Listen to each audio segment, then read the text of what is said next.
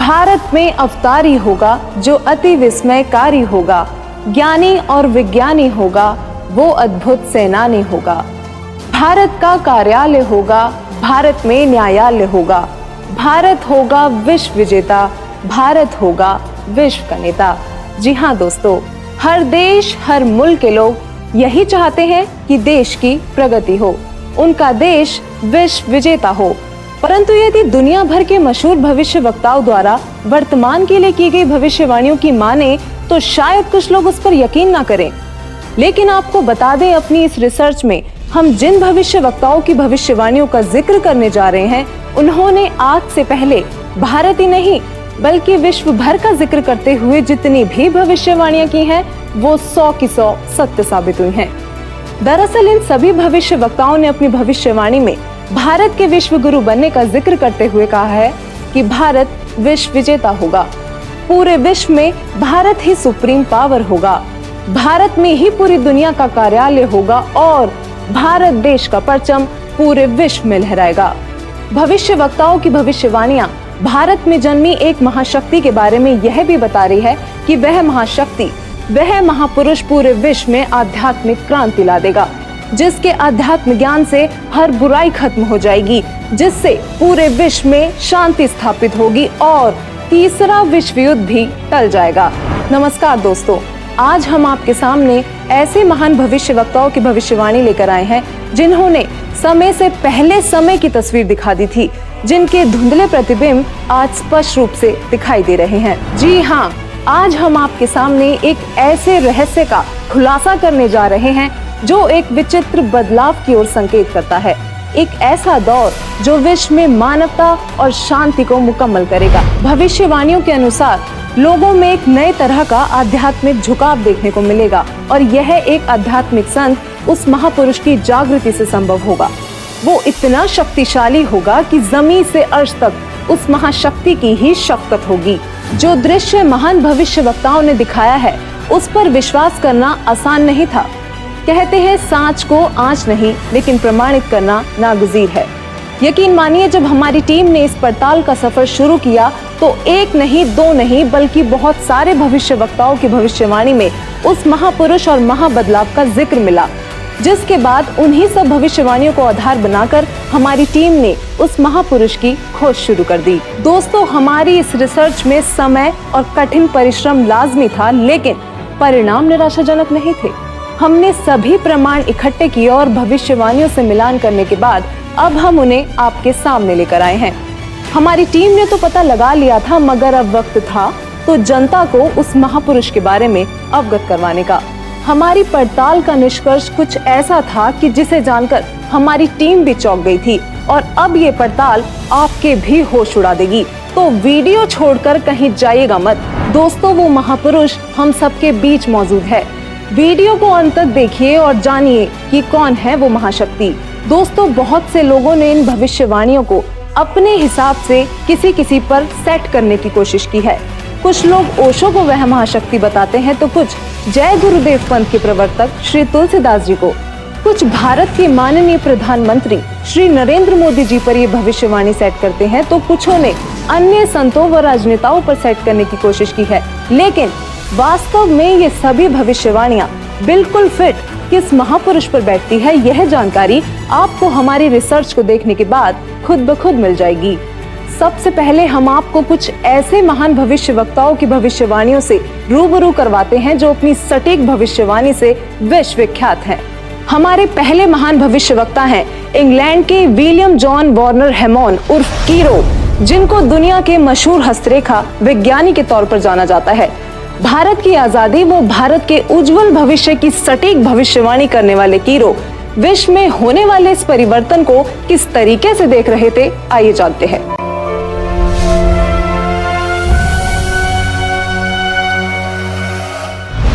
कीरो ने सन 1925 में लिखी पुस्तक में भविष्यवाणी की है 20वीं सदी अर्थात सन 2000 ईस्वी के उत्तरार्ध में जन्मा संत ही विश्व में नई सभ्यता लाएगा जो संपूर्ण विश्व में फैल जाएगी। भारत का वह एक व्यक्ति सारे संसार में ज्ञान की क्रांति ला देगा। इंग्लैंड के भविष्यवक्ता कीरो की भविष्यवाणी से हमें एक संकेत मिला कि जिस महापुरुष पर ये भविष्यवाणियां सेट होनी है उनका जन्म 1950 के बाद का होना चाहिए। तो चलिए अब चलते हैं नॉर्वे के श्री आनंद आचार्य जी की भविष्यवाणी की ओर, जिन्होंने पूरे गर्व के साथ अपनी भविष्यवाणी में भारत का जिक्र किया है।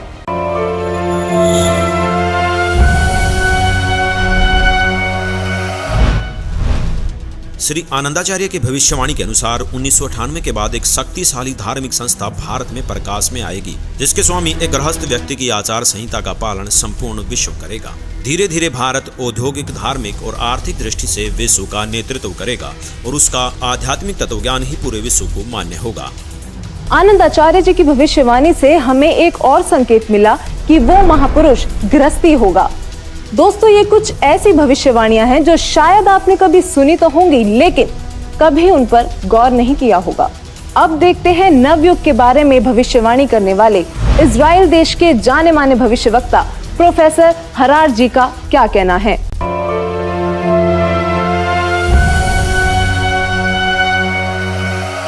प्रोफेसर हरार। इजराइल के प्रोफेसर हरार के अनुसार भारत देश का एक दिव्य महापुरुष मानवतावादी विचारों से सन 2000 ईस्वी से पहले आध्यात्मिक क्रांति की जड़ें मजबूत कर लेगा। वह सारे विश्व को उनके विचार सुनने को बाध्य होना पड़ेगा।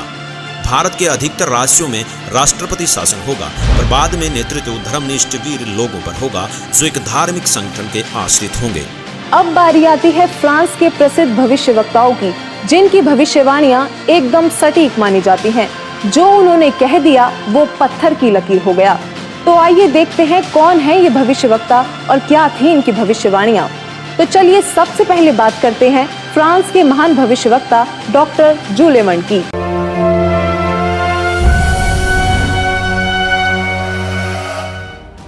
डॉक्टर जूले वर्न के अनुसार भारत से उठी ज्ञान की धार्मिक क्रांति नास्तिकता का नाश करके आंधी तूफान की तरह संपूर्ण विश्व को ढक लेंगी।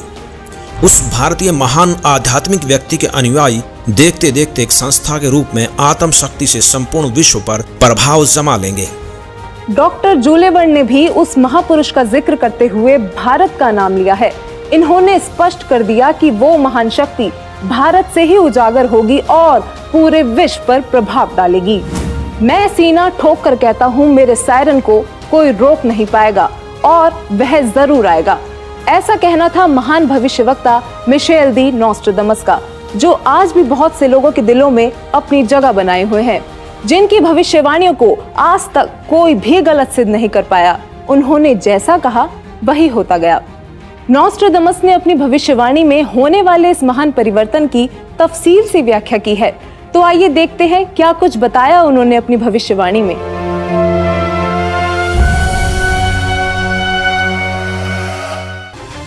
नॉस्ट्राडामस सन 1555 में अपने ग्रंथ के शतक 10 श्लोक 96 में उस महापुरुष के बारे में बताया है कि वह महापुरुष एक ऐसे देश में जन्म लेगा जो 3 तरफ से समुद्र से घिरा हुआ होगा तथा उस देश का नाम एक सागर हिंद महासागर के नाम से होगा, यानी कि हिंदुस्तान।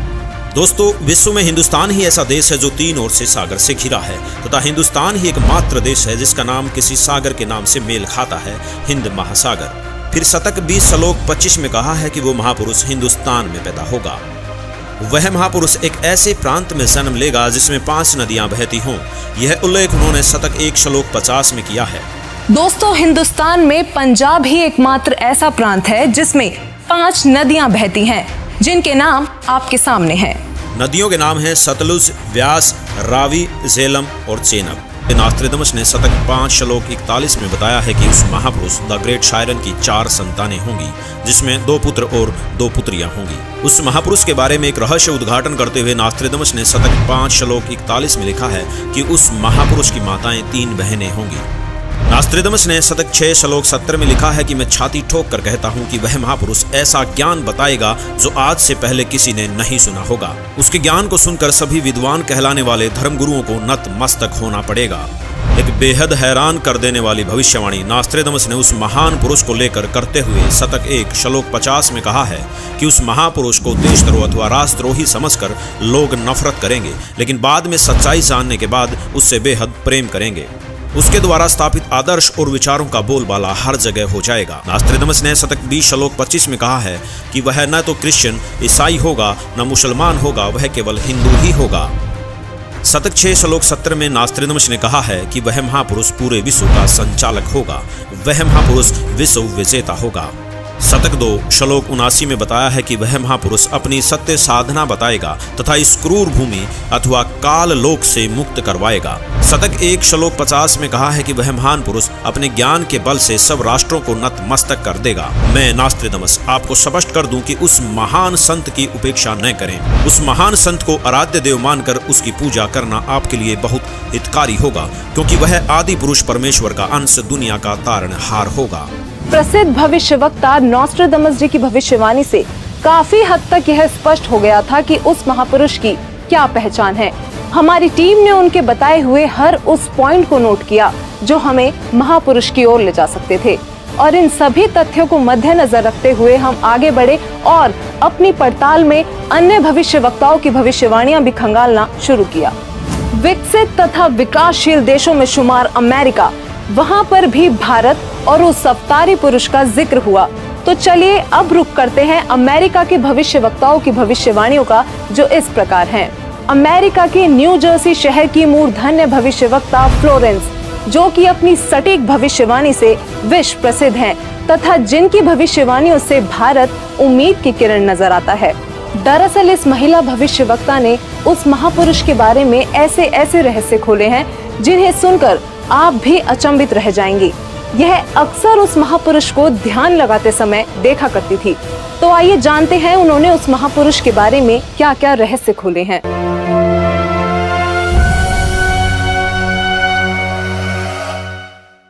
भविष्यवक्ता फ्लोरेंस ने अपनी लिखी पुस्तक golden light of new era में 1960 में लिखा है कि जब मैं ध्यान लगाती हूँ तो अक्सर एक संत को देखती हूँ। उसके सिर पर सफेद बाल हैं, न दाढ़ी है न मूंछ, वह गौर वर्ण का है। उनके ललाट पर आकाश से एक नक्षत्र के प्रकाश की किरणें निरंतर बरसती रहती हैं। मैं देखती हूँ कि वह संत अपनी कल्याणकारी विचारधारा तथा अपने सच्चरित्र प्रबल अनुयायियों की शक्ति से संपूर्ण विश्व में नए ज्ञान का प्रकाश फैला रहे हैं। उनमें इतनी शक्ति है कि वह प्राकृतिक परिवर्तन भी कर सकते हैं। मैं उस पवित्र स्थान पर एक प्रचंड तपस्वी को देख रही हूँ, जिसका तेज बड़ी ही तेजी से फैल रहा है। मनुष्य में सोए दैवत्व को जगाने तथा धरती को स्वर्ग जैसा बनाने के लिए वह संत दिन रात प्रयत्न कर रहे हैं। भविष्यवक्ता फ्लोरेंस बताती हैं कि मैं भविष्य के विषय में एक बहुत ही महत्वपूर्ण बात बता रही हूँ। 20वीं शताब्दी के अंत में भारतवर्ष से एक प्रकाश निकलेगा। यह प्रकाश पूरी दुनिया को उन दैविक शक्तियों के विषय में जानकारी देगा जो अब तक हम सभी के लिए रहस्यमय बनी हुई है।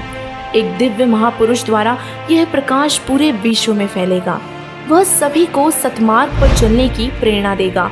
समस्त दुनिया में एक नई सोच की ज्योति फैलेगी। जब मैं ध्यान अवस्था में होती हूँ तो अक्सर यह दिव्य महापुरुष मुझे दिखाई देते हैं। फ्लोरेंस ने बार बार इस संत या दिव्य पुरुष का जिक्र किया है। साथ ही ये भी बताया है कि उत्तरी भारतवर्ष में एक पवित्र स्थान पर वे मौजूद हैं। भविष्यवक्ता फ्लोरेंस की भविष्यवाणियों से हमें जो जानकारी मिली उसकी हमने बड़ी ही गहनता से जांच की, क्योंकि उनकी भविष्यवाणी ने वो रहस्य खोले जो हम सोच भी नहीं सकते थे। फ्लोरेंस की भविष्यवाणी से जो रहस्य उजागर हुआ वो चौंकाने वाला था। इस रहस्य के खुलने से हमारी टीम को आगे बढ़ने में बहुत मदद मिली। तो चलिए अब देखते हैं अमेरिका के ही अन्य भविष्यवक्ता क्या कहते हैं। अब हम बात करने जा रहे हैं भारत के पहले प्रधानमंत्री पंडित जवाहरलाल नेहरू जी के निधन तथा नेहरू जी के उत्तराधिकारी चुने जाने की सटीक भविष्यवाणी करने वाली अमेरिका की महान भविष्यवक्ता श्रीमती जीन डिक्सन की।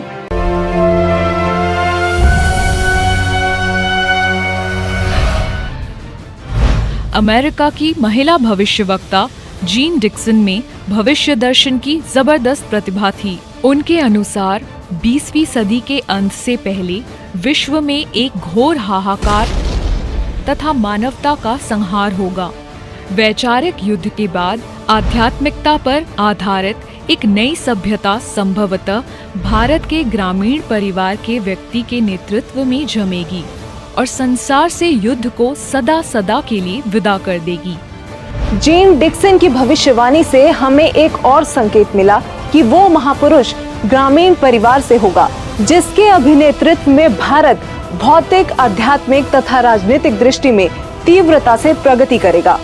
दोस्तों, अब हम उस महापुरुष के बेहद करीब थे, तो चलिए आगे बात करते हैं तीसरे विश्व युद्ध की भविष्यवाणी करने वाले अमेरिका के ही महान भविष्यवक्ता एंडरसन की, जिनकी भविष्यवाणियों ने रेखा अंकित प्रतिबिंब को प्रत्यक्ष कर दिया।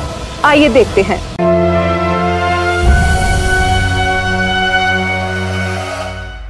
21वीं सदी में भारत के देहात का एक धार्मिक व्यक्ति एक मानव, एक भाषा और एक झंडे की रूपरेखा का संविधान बनाकर संसार को सदाचार, उदारता, मानवीय सेवा व प्यार का सबक देगा। एंडरसन जी की भविष्यवाणी भी 21वीं सदी की ओर संकेत कर रही थी, जिस दौरान वो महापुरुष एक भाषा, एक मानव तथा एक झंडे की रूपरेखा रखेगा। इतने संकेत मिलने के बावजूद भी हमने अन्य भविष्यवक्ताओं की भविष्यवाणियां देखना जारी रखा और अब हमारे सामने आती है हंगरी की महान भविष्यवक्ता बोरिस्का की भविष्यवाणी। बोरिस्का का नाम भी भविष्यवक्ताओं की सूची में अव्वल है, जो विकसित अनचेतना से संपूर्ण जगत की भूतकालीन तथा भावी गतिविधियों को देख पाने में सक्षम थी।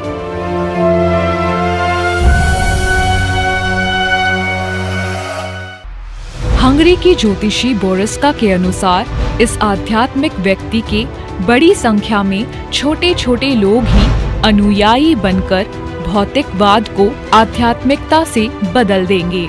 मैं जानती हूँ कि जरूर इस वक्त आपके जहन में बहुत सारे सवाल आ रहे होंगे, लेकिन फिर भी बस एक बार धैर्य पूर्वक इस पूरी पड़ताल को देखते रहिए। यकीनन आपके सारे सवालों के जवाब आपको खुद ब खुद मिल जाएंगे। तो आइए आगे बढ़ते हैं और बात करते हैं महान भविष्यवक्ता वेजलेटिन की, जिनकी भविष्यवाणियां अक्सर अविश्वसनीय तथ्यों की उद्घोषणा करती हैं और जब वह पूर्ण सिद्ध होती हैं तो लोग विस्मित रह जाते हैं।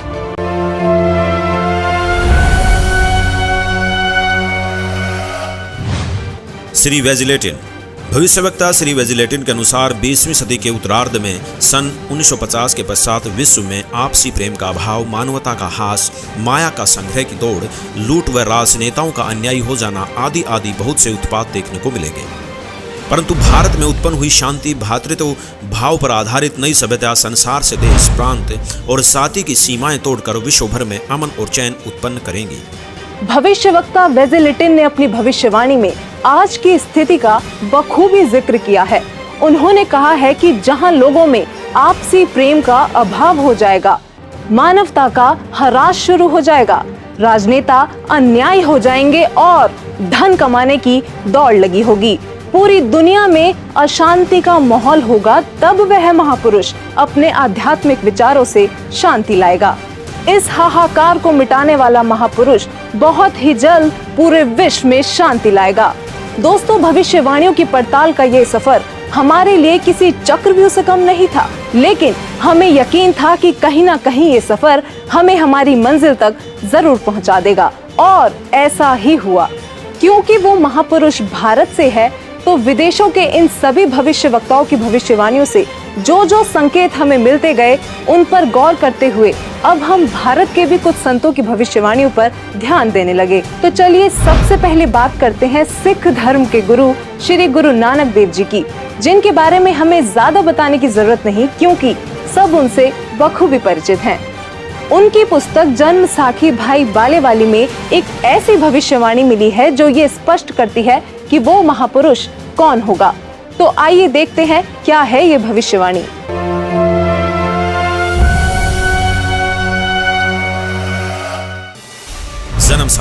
जन्म साखी भाई बालेवाली, जिसके प्रकाशक हैं भाई सवाहर सिंह एंड कंपनी, पुस्तक वाले बाजार, माई सेवा, अमृतसर, पंजाब। हिंदी भाषा वाली। पेज नंबर 305 पर भक्त प्रहलाद की भविष्यवाणी लिखी है कि नानक जी के सचखंड साने के सैकड़ों वर्ष पश्चात पंजाब की धरती पर 60 वर्ण में वह संत जन्म लेगा जो कबीर जी तथा नानक जी जैसा महान होगा। उसका प्रचार क्षेत्र बरवाला शहर होगा।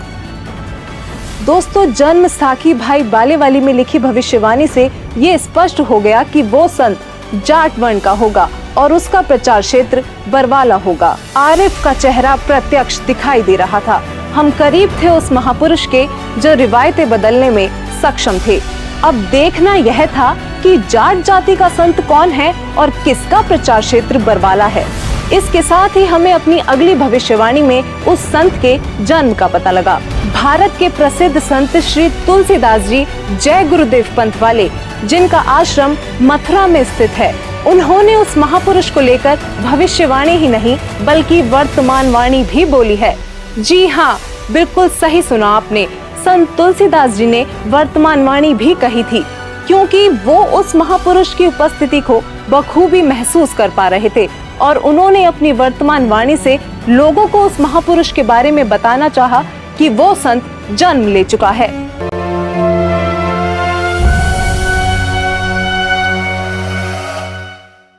श्री तुलसीदास जी उर्फ जय गुरुदेव जी ने 7 सितंबर 1971 में भविष्यवाणी की थी, जो अपनी शाकाहारी पत्रिका में पेज नंबर 50 में लिखी है कि वह अवतार जिसकी लोग प्रतीक्षा कर रहे हैं वह 20 वर्ष का हो चुका है। यदि उसका पता बता दूं तो लोग उसके पीछे पड़ जाएंगे। अभी ऊपर से बताने का आदेश नहीं हो रहा है। मैं समय का इंतजार कर रहा हूँ। सभी महापुरुषों ने समय का इंतजार किया है और समय आने पर सबको सब कुछ मालूम हो जाएगा।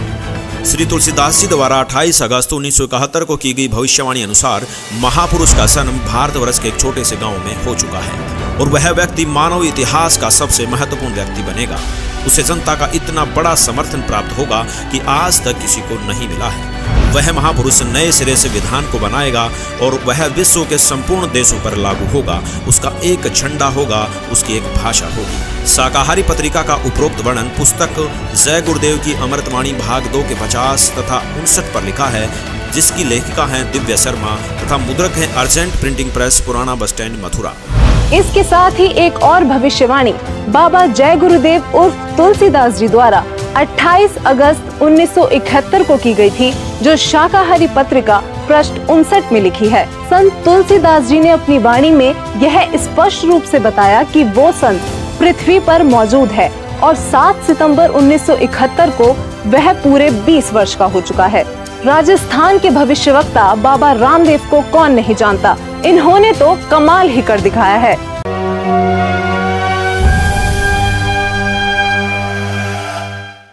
बाबा रामदेवराज जी ने अपनी पुस्तक 24 प्रमाण में लिखा है कि वो संत जाट जाति से होगा, वह तारणहार कलयुग में सतयुग लाएगा। उस संत की एक पहचान और भी होगी कि वह कबीर देव के गुण गाएगा। वो संत चारों वेदों के अनुसार ज्ञान बताएगा तथा सूक्ष्म वेद सारे ज्ञान का आधार होगा और वह तारणहार संत हरियाणा में होगा। दोस्तों, बाबा रामदेव जी ने भी अपनी भविष्यवाणी में ये संकेत दिए हैं कि वो संत जाट जाति से होगा, हरियाणा प्रदेश में जन्म लेगा, चारों वेद तथा सूक्ष्म वेद से ज्ञान बताकर कबीर देव के गुण गाएगा। दोस्तों, कलयुग में सतयुग जैसा माहौल देखने वाले योगी नारायण जी को शायद आप ज्यादा ना जानते हो, लेकिन दक्षिण भारत के इस भविष्यवक्ता ने ऐसी भविष्यवाणी की हैं जो आपको सोचने पर मजबूर कर देंगी।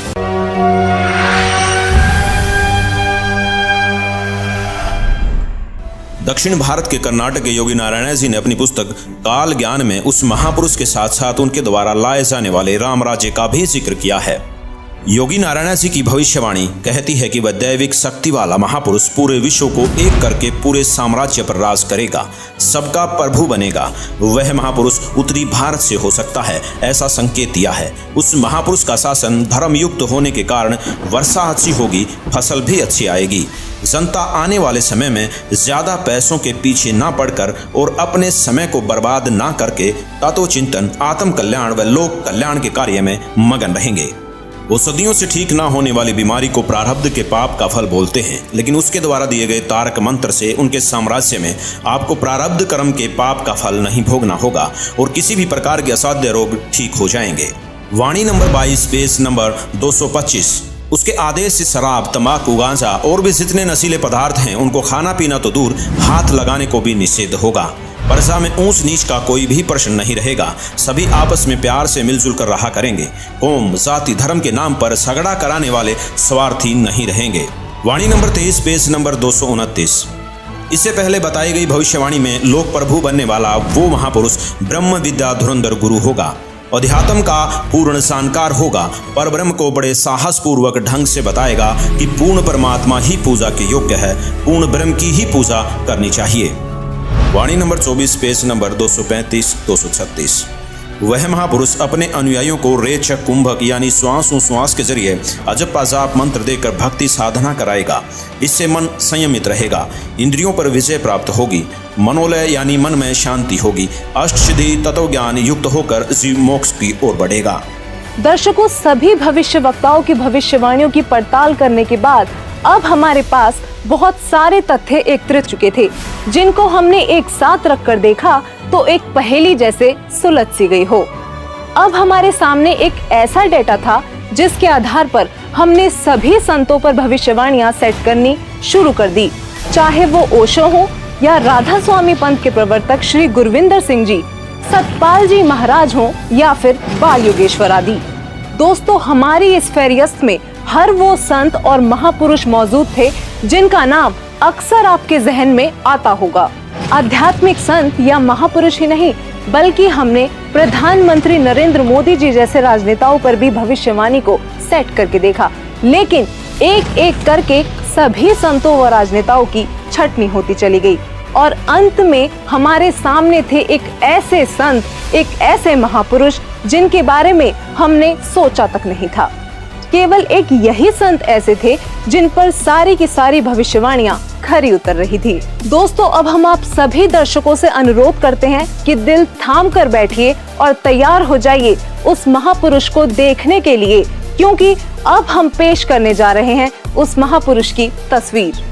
दोस्तों, वो संत कोई और नहीं बल्कि पूरी दुनिया में सब संत महंत गुरु आचार्यों शंकराचार्यों से हटकर सर्वधर्म ग्रंथों के आधार पर सद्भक्ति प्रदान करने वाले अद्वितीय महापुरुष जगत गुरु तत्वदर्शी संत रामपाल जी महाराज हैं।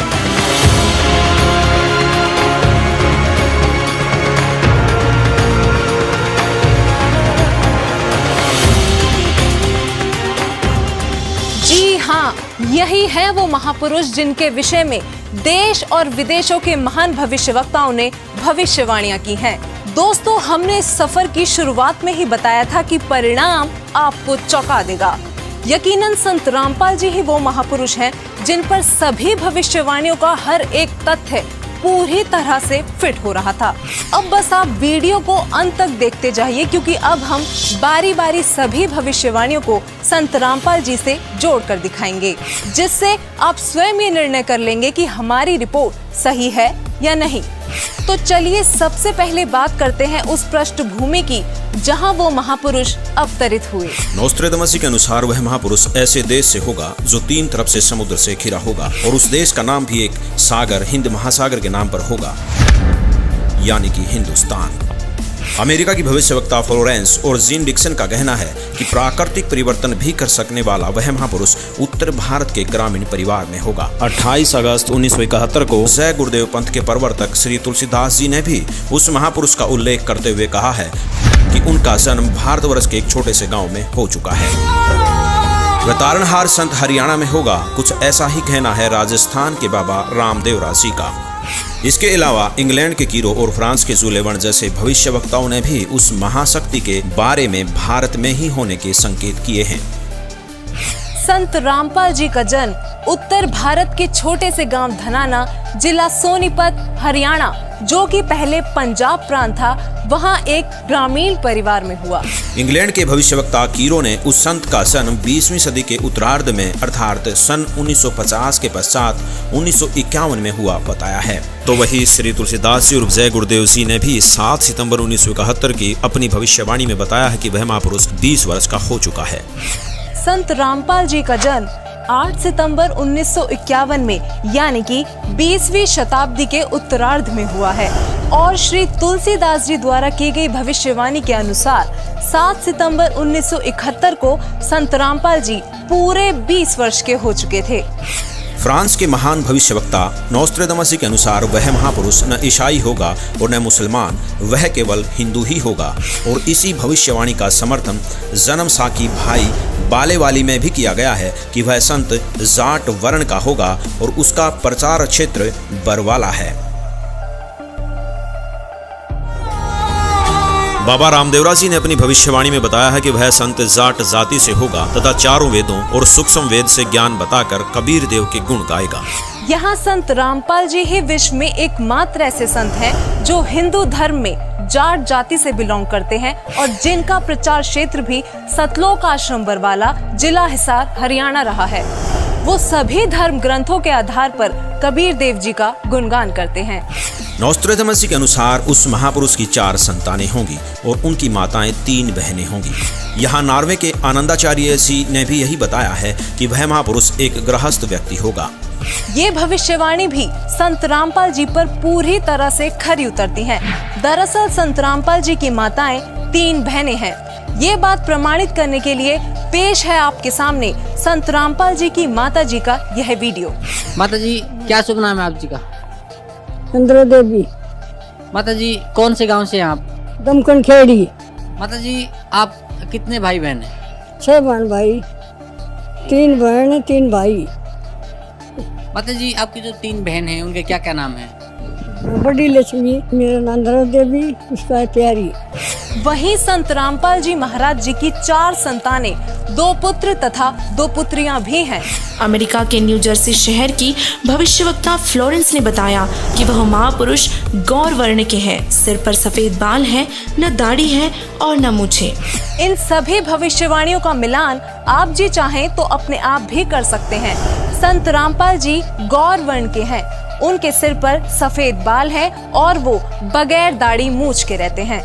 एक आश्चर्यचकित भविष्यवाणी करते हुए फ्रांस के नोस्ट्रेदामस जी कहते हैं कि प्रथम तो लोग उस महापुरुष को देशद्रोही अथवा राजद्रोही समझकर नफरत करेंगे, लेकिन बाद में सच्चाई जानकर बेहद प्रेम करेंगे।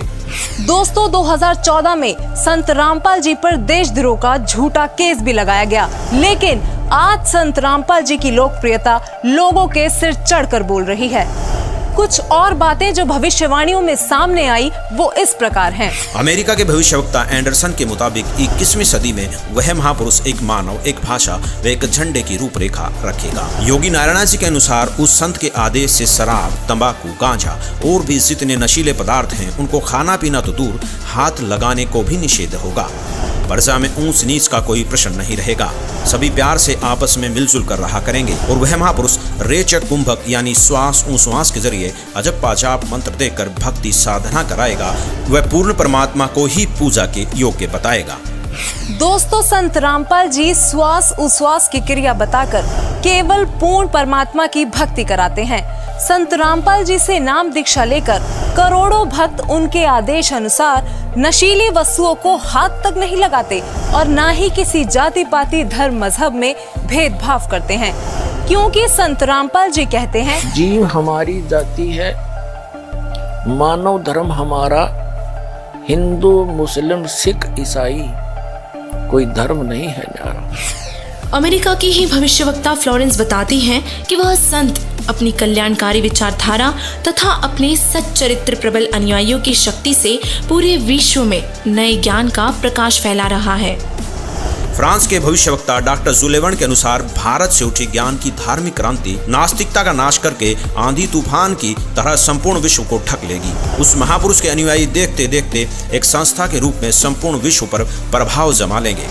फ्रांस के ही भविष्यवक्ता नोस्ट्रेदामस जी ने शतक 6 श्लोक 70 में लिखा है, मैं छाती ठोकर कहता हूँ कि वह महापुरुष ऐसा ज्ञान बताएगा जो आज से पहले किसी ने नहीं सुना होगा। उसके ज्ञान को सुनकर सभी विद्वान कहलाने वाले धर्मगुरुओं को नतमस्तक होना पड़ेगा। अब इन सारी भविष्यवाणियों से तो हमारी सुई केवल संत रामपाल जी पर आकर ही टिक गई। कारण था उनके अनुयायी। दोस्तों, संत रामपाल जी के अनुयायियों ने अपने गुरुदेव जी द्वारा बताए जा रहे ज्ञान को जन जन तक पहुंचाने के लिए व्हाट्सएप, फेसबुक, ट्विटर आदि सोशल मीडिया के हर एक प्लेटफॉर्म से लेकर इंटरनेशनल टीवी चैनलों और बुक्स आदि के माध्यम से पूरे विश्व में तहलका मचा रखा है। संत रामपाल जी ने अद्वितीय ज्ञान बताया है, जिसके आधार पर संत रामपाल जी की काफी धर्म गुरुओं, संतों, महंतों, आचार्यों, शंकराचार्यों के साथ आध्यात्मिक ज्ञान चर्चा हुई है, जिनको देखने के बाद हमें लगा कि भविष्यवाणियों के अनुसार केवल संत रामपाल जी ही वो संत हैं जिनके ज्ञान को सुनकर सभी विद्वान कहलाने वाले धर्म गुरुओं को एक ना एक दिन नतमस्तक होना ही पड़ेगा। ये सभी संत रामपाल जी के साथ हुई ज्ञान चर्चा में हारते प्रतीत हुए।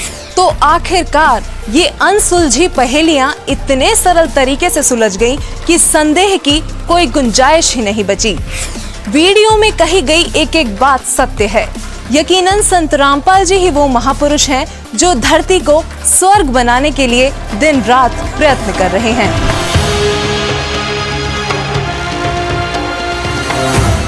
पर में पंथ प्रगट हो बाणी, ये पर माँ पंथ गरीबदास के पंथ में कहते, मेरी महिमा की वाणी, मेरी लीला की वाणी पुनः प्रगट होगी उसके द्वारा, और शब्द हमारे का निर्णय ठानी।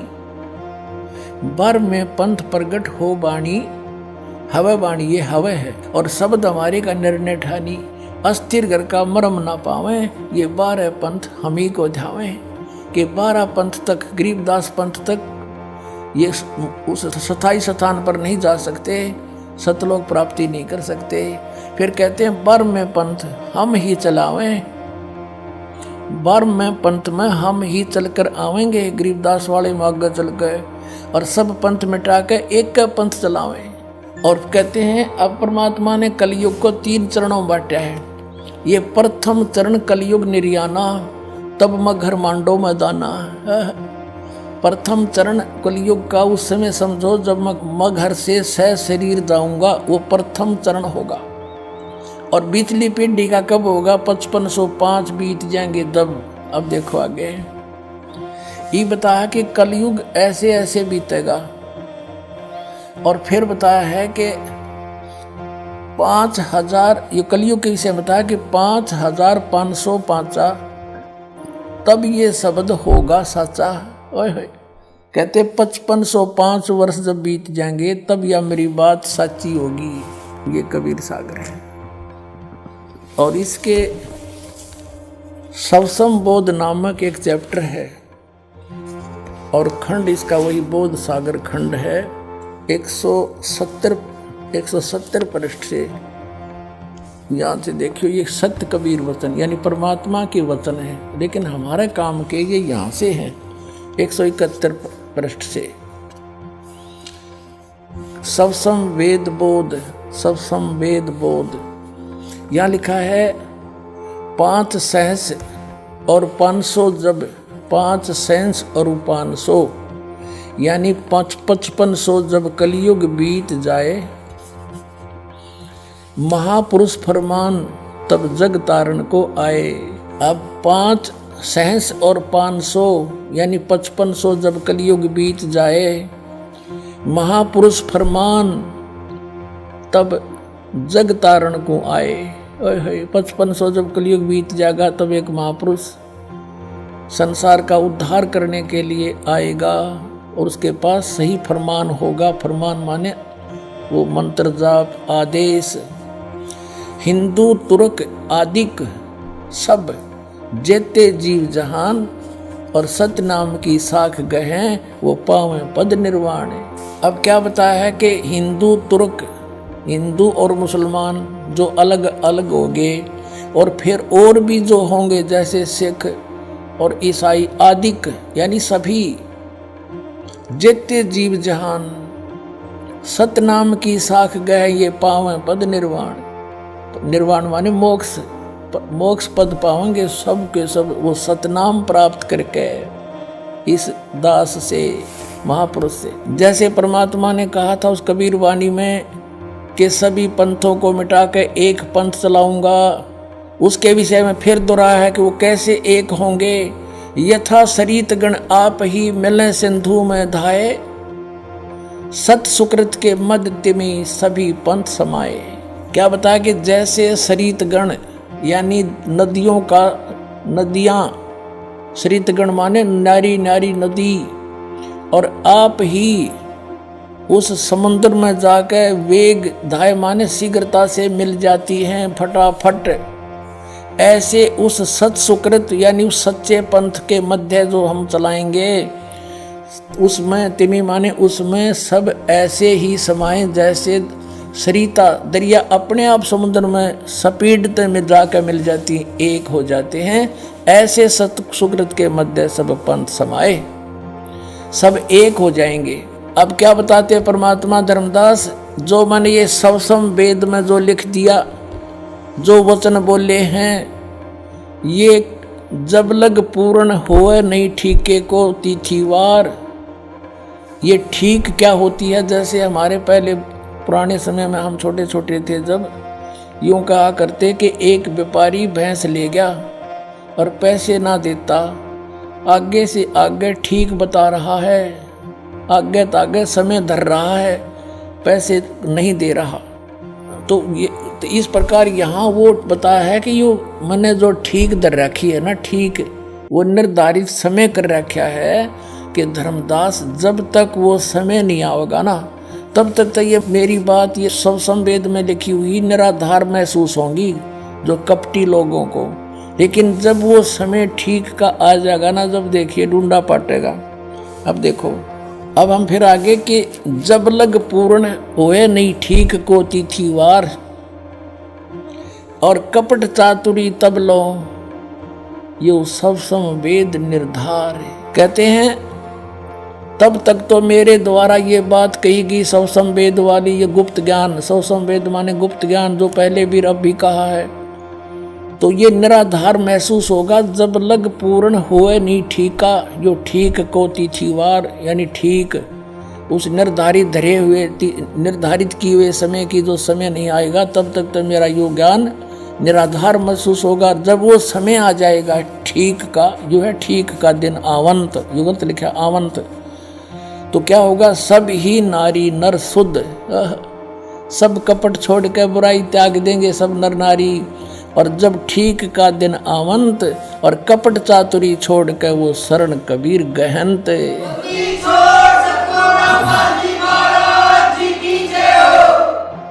पूरे विश्व में लिखा परमात्मा ने कि सब एक हो जाएंगे। क्या लिखा है कि एक अनेक हव गए और पुनः अनेक हो एक, हंस चले सतलोक को सब सत नाम की टेक। एक से हम अनेक बना दिए काल ने, हिंदू न्यारे, मुसलमान अलग, सिख न्यारे, ईसाई अलग से और नरे धर्म बना दिए और ये मजहब पंथ गणे बना दिए। कहते हैं जैसे हम एक से अनेक हो गए और पुनः फिर हम अनेक से एक होवांगे, पुनः अनेक हो एक और हंस चले सतलोक को सब सत नाम की टेक। ओए होए के सभी सतलोक में चले जाएंगे सतनाम प्राप्ति करके। इस दास से इससे पहले राधा स्वामी पंथालय ने सतनाम का कह ख का भी पता कोई ना, ये काल के दूत थे इसलिए छुपा कर रखी भगवान ने, उनको सतनाम का नहीं पता यू खान का है पीण का।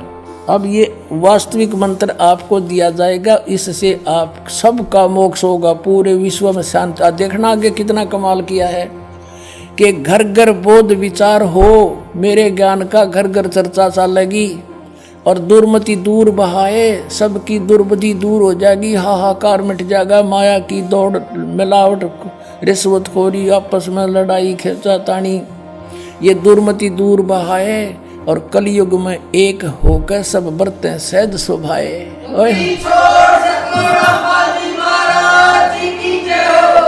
तो 2000 सन में 5508 वर्ष कलयुग बीत गया। अब हम पीछे चले 5505 निकालने के लिए। 1997 में 5505 कलयुग बीता,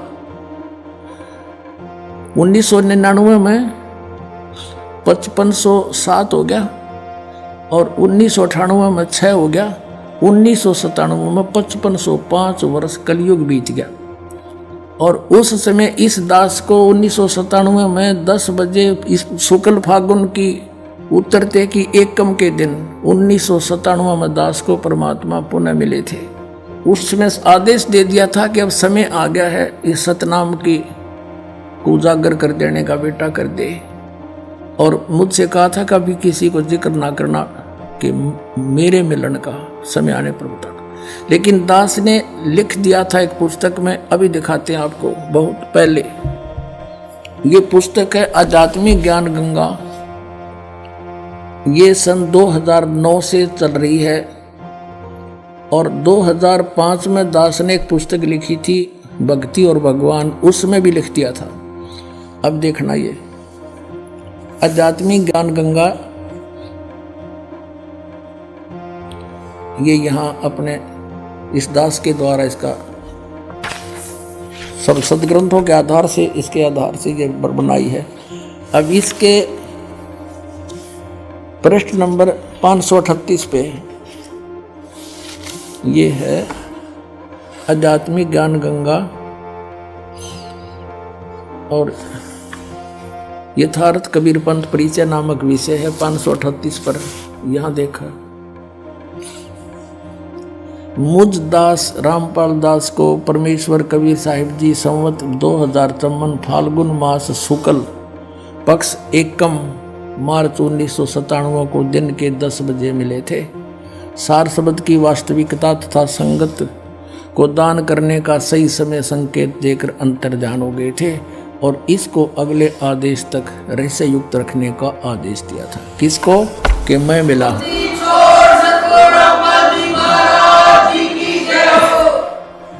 तो पुण्यात्माओं, ये दास ने कोई बाद में नहीं लिखी, ये 5505 तो ईब समझ में आई हमारा। ये ईब कैलकुलेशन करी दोबारा भी कैसे सेट होया। ये वहाँ नो का नो जिसने मालिक ने बना के भेज रखा उसमें कमी नहीं रह सकती। ये दास उसी परमेश्वर का भेजा हुआ है आपके लिए।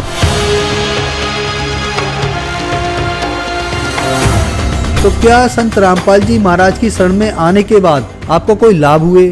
संत रामपाल जी महाराज जी की शरण में आने से हमारे जो माइंड में प्रॉब्लम रहती थी वो सही हुई और हमारी बेटी की जो निमोनिया थी वो भी ठीक हुई। हमारी आर्थिक स्थिति ठीक हो गई। मेरे हस्बैंड की जॉब नहीं होती थी, उनकी जॉब पहले पानीपत में लगी, कॉन्ट्रैक्ट पे लगे थे, 2-2.5 साल तक रहे। आज वो परमानेंट जॉब पे करनाल में लगे हैं। आशीर्वाद मात्र से मेरे गले में जो कैंसर की गांठें थी वो बिल्कुल ठीक हो गई और मेरे दिल में छेद था वो भी संत रामपाल जी महाराज के आशीर्वाद मात्र से ही बिल्कुल ठीक हूँ मैं। छोटी मोटी बीमारी थी तो परमात्मा की दया से शरण में आने से संत रामपाल जी महाराज जी के वो भी बिल्कुल दूर हो गई छोटी मोटी बीमारी जो थी। सदगुरु रामपाल जी महाराज की कृपा से यहाँ आने के बाद में ये नशा पता सब मेरा छूट गया, जबकि इतने कोशिश करने के बावजूद मैं नशे से एक पल भी दूर नहीं रहने पा रहा था। तो पहले बहुत नशे करता था, दारू गांजा भांग शराब जितने भी हैं टोटल नशे दास किया करता था।